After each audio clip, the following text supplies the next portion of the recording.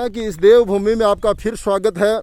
और आज हम फिर अवलोकन के लिए निकले हैं कि इस बुहाना की बनी जो है इसकी क्या हालत है। तो आप देखिए, ये सावन का महीना है और सावन के महीने में चारों तरफ हरियाली हो जाती है, लेकिन इस बनी का इस तरह का हाल कर दिया। आप देखिए, दूर दूर तक आपको कोई जाल नहीं दिखाई दे रही, और जो भी जाल दिखाई दे रही है वो पूरी तरह से ठूंठ बना दी गई है।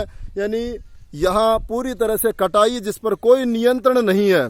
न यहाँ गांव के जनप्रतिनिधि इस पर ध्यान दे रहे हैं और न ही गांव के प्रबुद्ध लोग, क्योंकि सारे के सारे इसमें शामिल हो रहे हैं।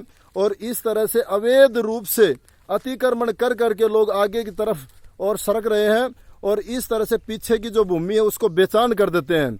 और सबसे बड़े दुखद बात यह है कि जो सरकार है वो भी इसमें पानी की, बिजली की आपूर्ति करके एक प्रकार से अप्रत्यक्ष रूप से अतिक्रमण को बढ़ावा दे रही है।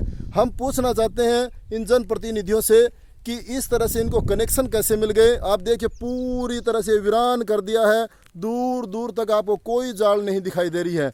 तो ये जो हालात है बनी कि ये सावन के महीने में है, और सावन के महीने में जहाँ हर ठूंठ भी हरा भरा हो जाता है, लेकिन पूरी तरह से इसको इतना उजाड़ दिया है कि ये बनी कभी अपने मूल स्वरूप में आए, इसकी ज़्यादा संभावना नहीं है।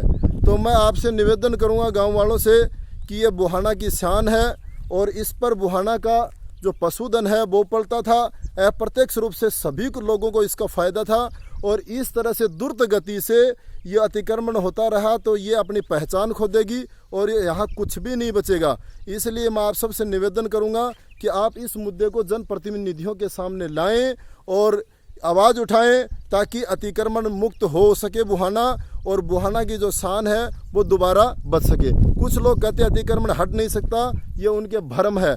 अमानिसा नाला जो जयपुर में है, उसमें 3 दशकों से जो लोगों ने कई मंजिलें मकान बना लिए थे, हाईकोर्ट के आदेश से वो भी टूटा है, लेकिन उसमें जन भावना जुड़ी हुई थी।